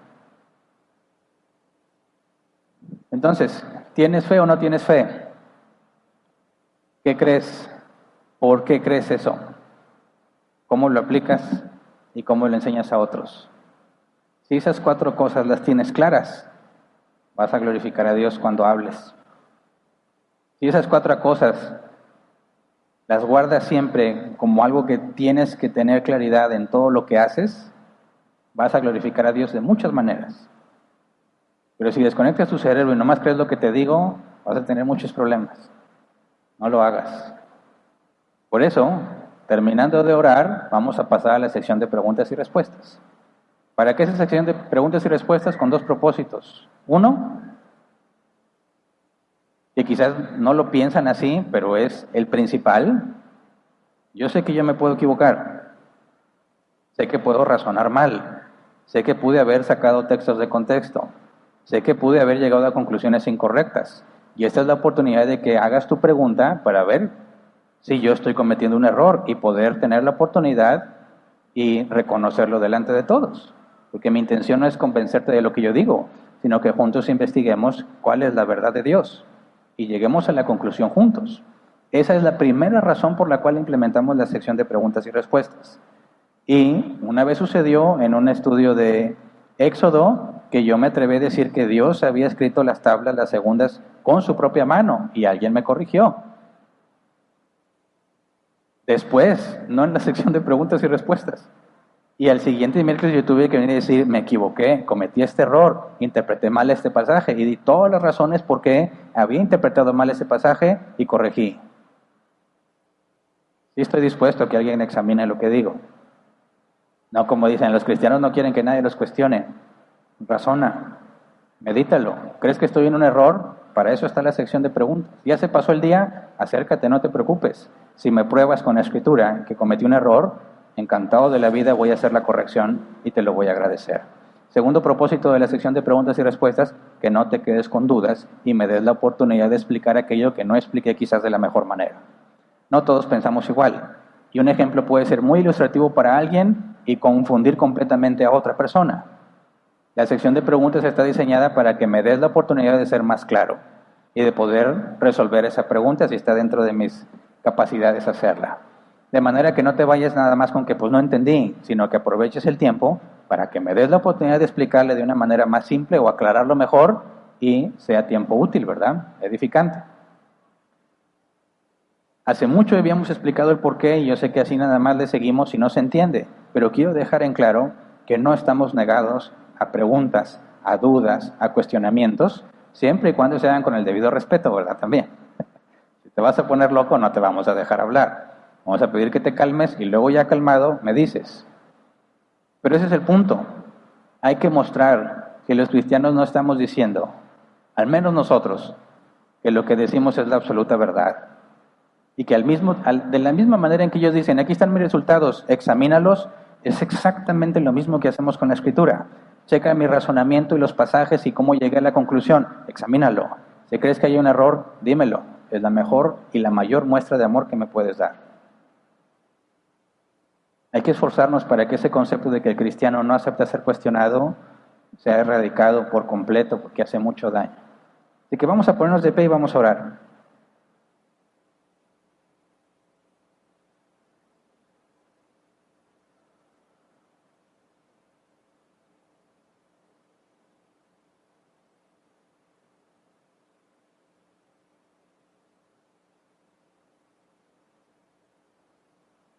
La Escritura dice, y dijo Dios sea la luz y fue la luz.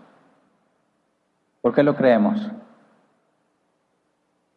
Cada uno va a tener razones diferentes, pero tiene que haber razones. Tienes que haber meditado por qué crees en eso. ¿Qué te lleva a pensar que eso es real? Aunque no se puede usar el método científico, sí hay otras formas de obtener la verdad, de obtener conocimiento. Cuando lidiamos unos con otros, como mencionó Ismael, cuando lidiamos con las ofensas, el método científico es inútil para arreglar ofensas. Y muchas veces así lo tratamos de hacer. Fíjate bien este razonamiento. A ver, yo te dije esto, pero no te dije nada malo, por consecuencia no te ofendí. ¿Verdad? ¿Y ya? Usé el método científico, el razonamiento para demostrar que no te ofendí. No es cierto, porque la persona está dañada, está mal, se siente mal, ya no me ve igual, no quiere estar conmigo. Y mi razonamiento no puede negar esa realidad. Hay otras formas de encontrar la verdad, formas confiables que usamos muchas veces, no cosas ocultas, secretas y revelaciones especiales que me llegan a mí y yo se las cuento porque Dios me los dijo. No, todos podemos usarlas y aplicarlas, pero hay que reconocer que hay algo más allá de lo material. Y que nosotros en nuestra constitución humana, como la Escritura dice, somos cuerpo y alma o espíritu.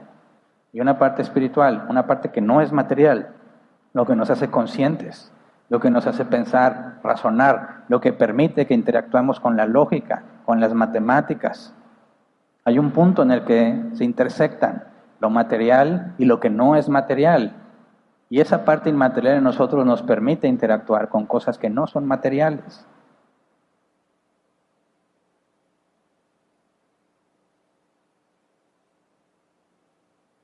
Asegurémonos que nuestras vidas son congruentes.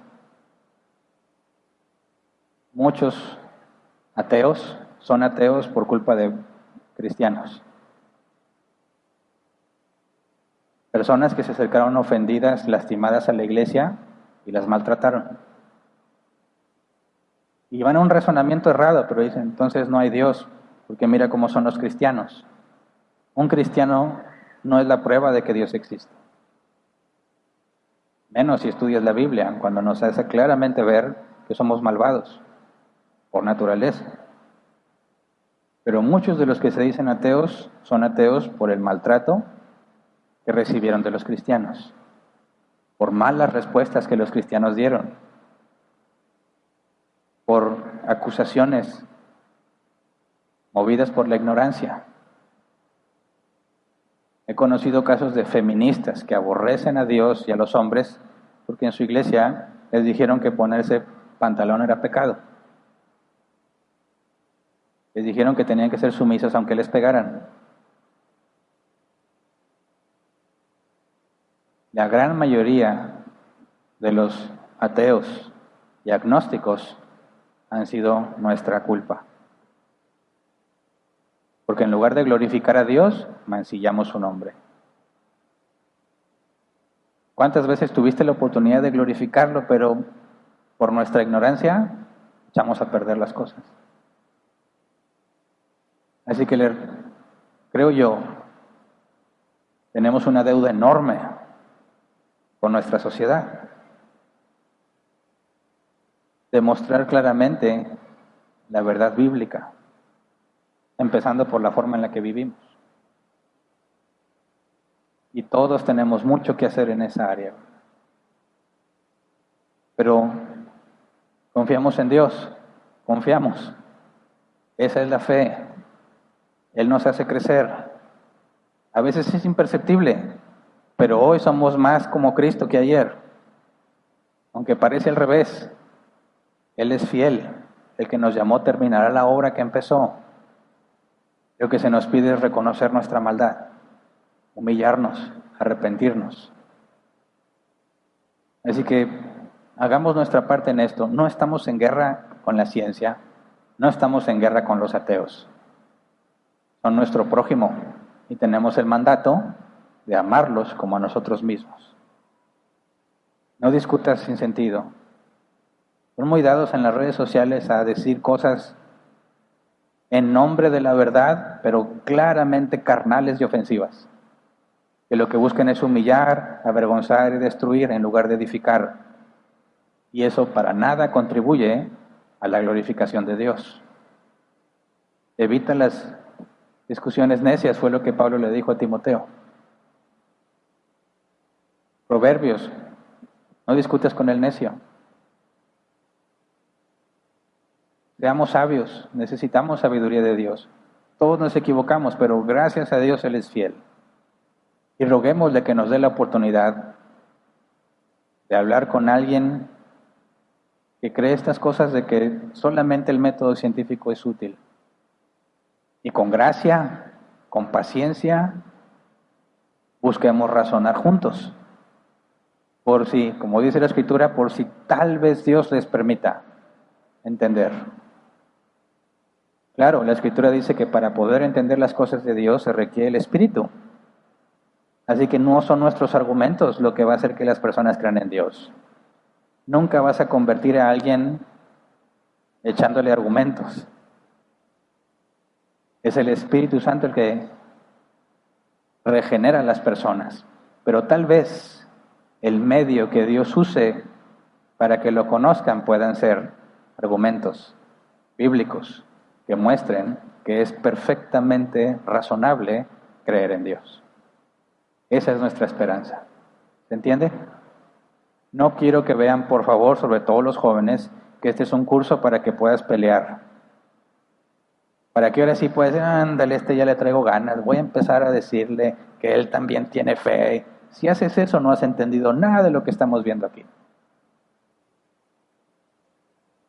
Que tu plática sea amena y de buen gusto, dijo el apóstol Pablo. Aprovecha las oportunidades y si no eres de los que se saben controlar, no abras la boca.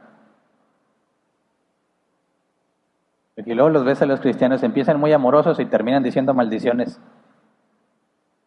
Pues te vas a pudrir en el infierno. ¿Dónde está la gracia? Sí, es muy fácil enojarse, yo lo sé. Por eso evita las discusiones que no tienen sentido. La mayordomía nos puso mucha responsabilidad con lo que estudiamos, ¿verdad? Ahora esto también. Todos conocemos personas que piensan así. En todos lados hay personas que piensan así. Son excelentes oportunidades, aprovéchalas, pero para glorificar a Dios, no para mostrar que sabes o que les puedes probar que están mal. Que Dios nos ayude a todos, sobre todo empezando por nosotros mismos, ¿verdad? Que cuando examine nuestra vida haya incongruencia, y es lo más difícil. Negarnos a nosotros mismos para que Él sea exaltado. Así que vamos a orar. Señor, necesitamos, como dijo Juan el Bautista, que nosotros menguemos para que Tú seas exaltado. Hay tanto de la carne que nos domina. Hay tanto en nosotros que a veces nos envanece. Hay tanto que nos aparta de un estudio bíblico sano para conocerte, porque estamos llenos de ocupaciones, de la rutina. Señor, tenemos mucho que aprender, mucho que cambiar, y te rogamos que nos prepares de adentro hacia afuera, Señor.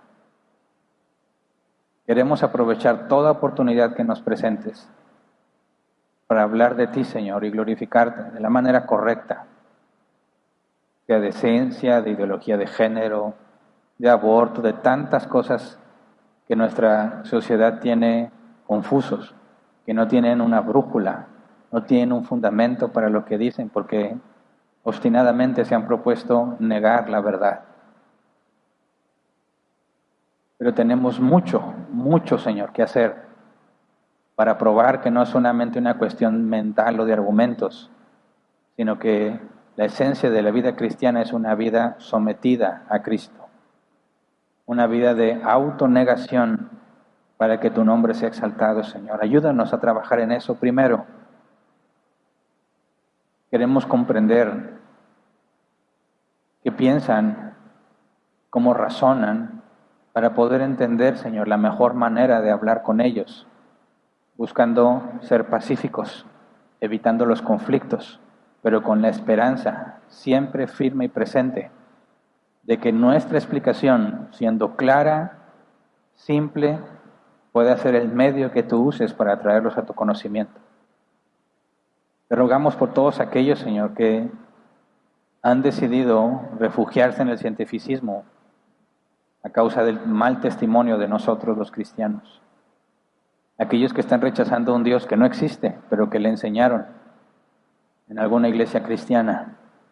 Aquellos que están rechazando las prácticas absurdas que cometen muchos cristianos, Señor, y que han concluido que eso es el cristianismo. Te rogamos por ellos porque necesitan conocer el Evangelio, necesitan entender las definiciones bíblicas, necesitan, Señor, entender la enorme necesidad que tienen de un Salvador, pero nuestros comportamientos, nuestra carne, dejarnos llevar por la carne ha obstaculizado grandemente, Señor, que ellos puedan ver el Evangelio.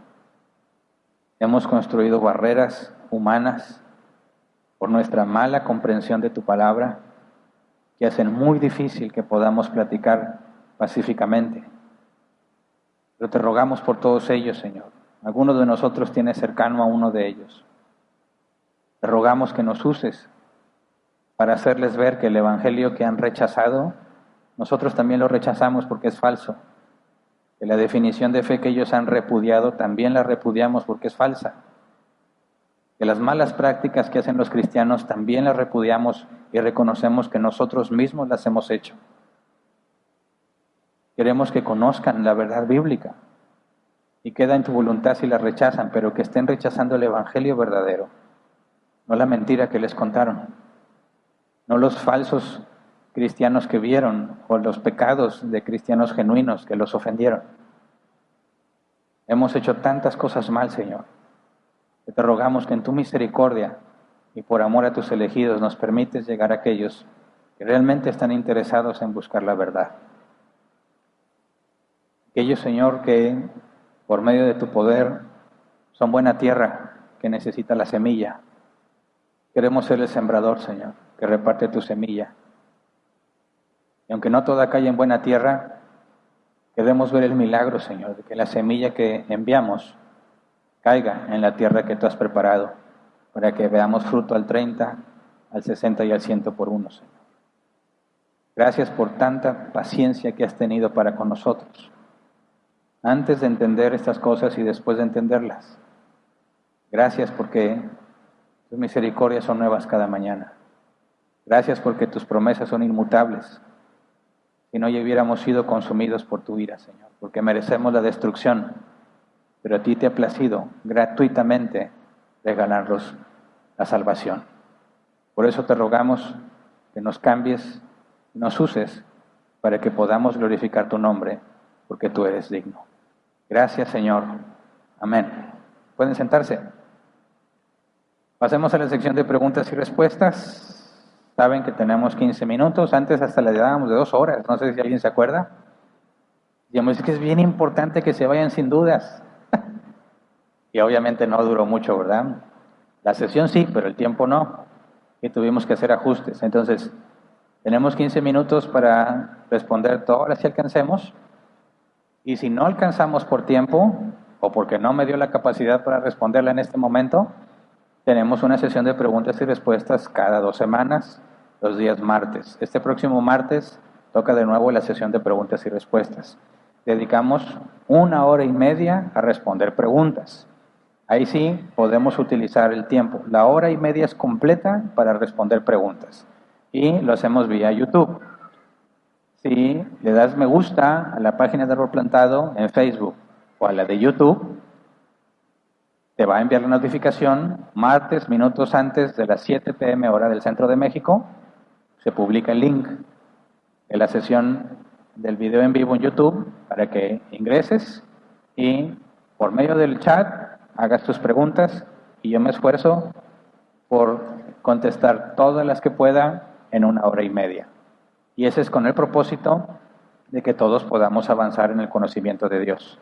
Así que si por alguna razón en estos 15 minutos tu pregunta no alcanzó a ser respondida, te invito este martes que estés al pendiente poco antes de las 7 p.m. hora del Centro de México, para que puedas participar. No tiene costo, no necesitas ser cristiano, lo único que se pide es respeto.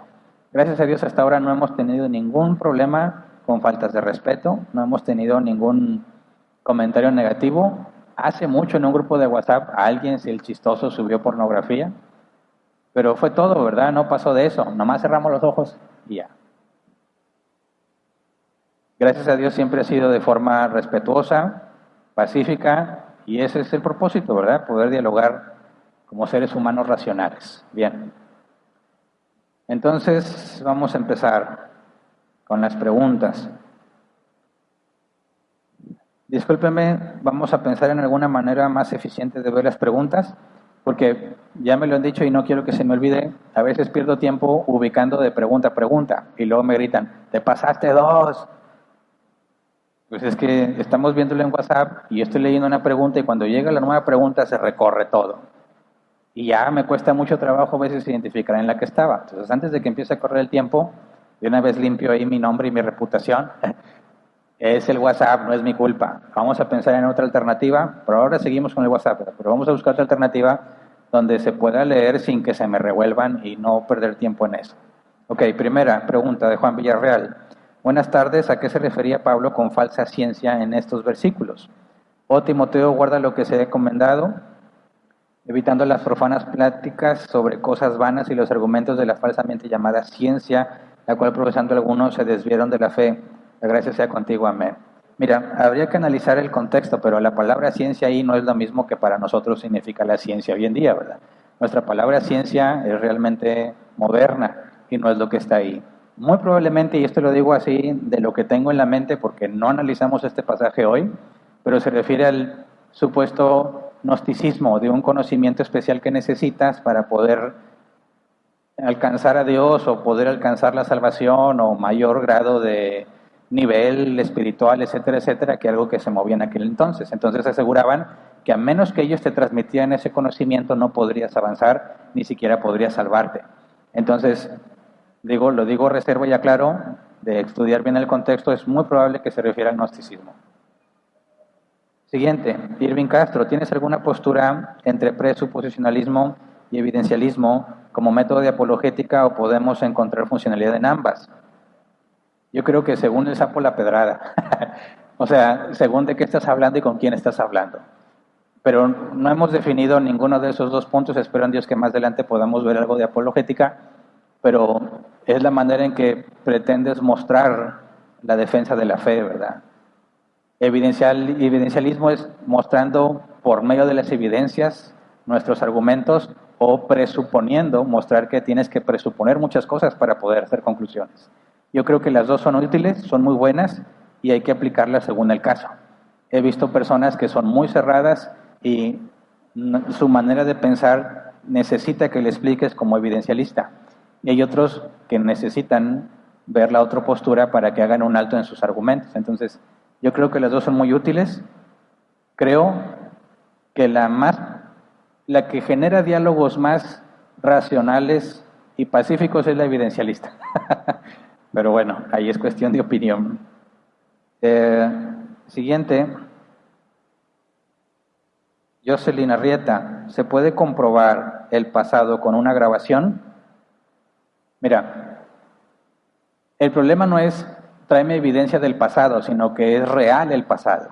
Por ejemplo, supongamos que estamos en una computadora y lo que nosotros recordamos o pensamos hacia atrás realmente nunca pasó, sino que fuiste diseñado con la noción de que eso pasó, pero realmente no pasó. Es decir, imagínate que el pasado, por ejemplo, ves los fósiles de dinosaurio, ¿verdad?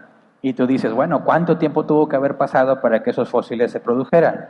¿Cómo murieron en esas circunstancias? ¿Cómo a veces hay fósiles, osamentas de varios dinosaurios, uno comiéndose al otro, y quedaron ahí enterrados? Entonces te puedes imaginar, pero realmente no sabes si eso pasó.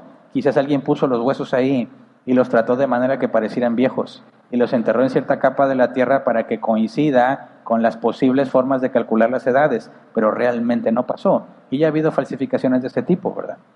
Ponen osamentas o pedazos en lugares que no corresponden y los hacen pasar como verdaderos. Y el método científico en ninguna forma te ayuda a saber si eso que estás viendo con apariencia de edad realmente tiene esa edad. Entonces, si yo te mostrara un video donde Jesús está caminando sobre el agua, ¿me creerías? Eso es Photoshop, ¿verdad? ¿Cómo puedo probar que es real aunque lo grabé? Con la tecnología moderna no se puede. Pero deja tú, ¿aplica el método científico? No aplica. Entonces, no se trata de decir, mira, aquí tengo una foto. ¿Cómo me muestras que lo que está en esa foto realmente sucedió? No se puede. Siguiente. Pedro Lozano, Pastor Hernán, ¿cómo refutar bíblicamente la teoría de los evolucionistas acerca de los dinosaurios que afirman que existieron hace 60 millones de años y no hace 6,000 años en el sexto día de la creación del Génesis y afirman que no coexistieron con el hombre, dando a entender que hubo un mundo preadámico? Bueno, está más allá del alcance de este tema, ¿verdad? Pero no hay forma de que podamos aportar evidencia de la historia pasada, ¿verdad? Todo fósil, lo único que nos dice es lo que podamos asumir de ese fósil, porque no sabemos cuáles fueron las condiciones de muerte, ni las condiciones de vida, ni en qué condiciones murió, no sabemos nada, y lo único que nos ayuda es a tratar de inducir o deducir qué pudo haber pasado. Entonces, cuando hablamos, dicen, los dinosaurios tienen, no sé, 60 millones, 300 millones, la pregunta es, ¿cómo lo sabes? Bueno, porque quizás normalmente es el carbono 14, la degradación y cómo se va acumulando, y entonces tienes que ponerte a aprender o conocer esos métodos y ver las posibles debilidades. Se asume que hay una degradación o un incremento constante, pero si la naturaleza tuvo cambios y si hubo un diluvio, ya no es constante y tu cálculo no es correcto. Como quiera, la idea de los 6,000 años no la sacas de un versículo bíblico, es algo que nosotros o muchos cristianos deducen por las genealogías. Consideran las genealogías y dicen tuvo que haber sido aproximadamente 6,000 años. Pero si tú lees Génesis 1 y Génesis 2, en ningún momento se especifica cuánto tiempo pasó. Y creo, es mi postura, que no es un relato científico de los hechos que nos ayuden a comprender cómo fue creado el universo, sino es un relato de cómo Dios hizo el universo habitable para que el hombre y Dios pudiesen convivir. Así que no creo que en los tiempos de Moisés estuviera pensando, primero fue la luz y la luz viajó rápido y llegó, pero Adán no la podía ver, así que entonces tuvo que haber sido hasta el día tal. ese concepto no existe en los tiempos de Moisés. Así que tratar de leer Génesis capítulo 1 y 2 con conceptos de ciencia moderna es un error, ¿verdad? Hay que leerlo como se entendía en aquel entonces y con la cosmovisión de aquel entonces. Si tomas esa aproximación, no habría un conflicto entre si han pasado 6,000 años o miles de millones de años, porque la Biblia no apoya ni uno ni otro. Siguiente, Jesús López, buenas tardes. En el caso de Noé, su evidencia se puede considerar que Dios le habló para decirle lo que sucedería y que le mandó a hacer el arca, y debe haberle hablado audiblemente, probablemente, pero mi punto es que no sabemos cómo fue persuadido. O sea, piensan también en el caso de Abraham. Se le pidió que dejara su tierra y su parentela, ¿verdad? Y obedeció, pero esa confianza no le fue contada por justicia, no era la fe bíblica, sino hasta que dudó. Cuando Dios le dijo, te daré un hijo, dijo, Señor. Bueno, primero le dijo, te daré mucha riqueza y todo. Y dijo, ¿para qué? Si no me has dado un hijo y todo se lo va a quedar a Eliezer, su siervo. Dijo Dios, no es así, sal de tu carpa y ve el cielo. Así como son de numerosas las estrellas, así vas a tener hijos. Y luego le pidió que preparara animales para hacer un sacrificio. Abraham los partió por la mitad. Tú puedes leer en Jeremías, no sé si es capítulo 6 o 7 o alguno de esos, donde explica qué significaba eso, los animales partidos, y alguien pasaba por el medio, era un pacto, un compromiso que hacías con otra persona, que al pasar por el medio de los animales destazados, tú decías, así se me haga si no cumplo. Y la visión que tuvo Abraham fue de esta manifestación como flama que pasaba por el medio de los animales, y era un pacto que Dios estaba haciendo para con Abraham, pero que implica el mismo, de que cumpliría y le daría descendencia. Y entonces, cuando dice que Dios le dijo, sal y ve las estrellas, y dice, y creyó pues Abraham a Dios, y su fe le fue contada por justicia. Hasta ese momento le fue contada por justicia. Esa es la fe bíblica. Confió en que Dios le daría, y entonces creyó que recibiría. Mal, ¿verdad? Porque cometió errores, pero creyó. Entonces, en el caso de Noé, no sabemos cuál fue ese proceso por el cual fue persuadido. Tuvo que haber pasado porque es la definición de fe, pero no está revelado en la Escritura. Siguiente. Brian Zúñiga, ¿podría contarse como falacia del hombre de paja cuando un no creyente presenta argumentos en contra de nosotros, pero basado en creencias de falsos cristianos, católicos, musulmanes? ¿Sí? Para poder mostrar que nuestro concepto de fe no es razonable, tienen que partir de nuestro concepto de fe. Si te inventan que la fe es ciega y te tratan de atacar con eso, es la falacia del hombre de paja, ¿verdad? No es la fe bíblica. Por eso hay que primero las definiciones claras, para que si pretenden demostrarnos que estamos siendo o estamos cometiendo errores y no somos razonables o racionales, tendrían que probar el argumento, ¿verdad? O qué dijimos que no es racional. Pero tiene que partir de la definición correcta, si no, no podemos llegar a ningún acuerdo. Siguiente. Fernando Vega, hola Pastor Hernán, bendiciones. Entonces, ¿qué es la convicción de lo que no se ve y la certeza de lo que se espera? No lo puedo entender. ¿Podría explicarme? Mira, pienso en un ejemplo rápido. La asistencia en árbol plantado. Hay personas que o no tienen acceso a internet o se les dificulta mucho la tecnología y le han pedido a alguien que lo registre. Por ejemplo, en mi caso, mío y de mi esposa, estamos apoyando a distintas personas. Entonces, cuando nos registramos, específicamente más mi esposa, no nada más piensa en nosotros y en mis hijos, sino también en las personas que estamos apoyando. Ahora, imagínate que tú dices, bueno, Hernán me está apoyando a registrarme y en las últimas 6 semanas siempre me ha registrado. Entonces, me voy a preparar para la reunión del día de mañana domingo, asumiendo que como Hernán es confiable y siempre me registra, me va a registrar.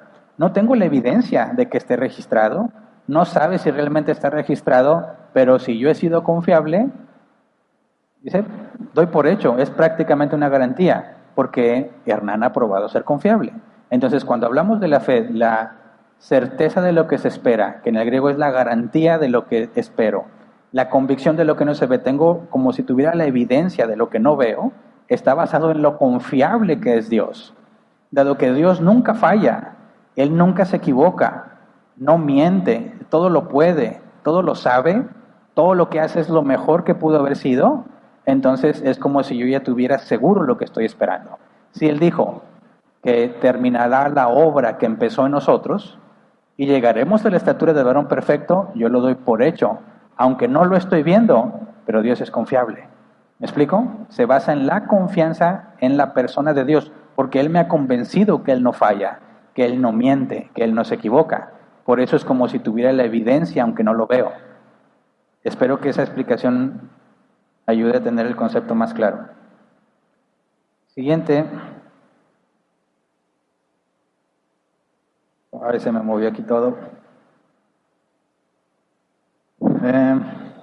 Heriberto Valderas.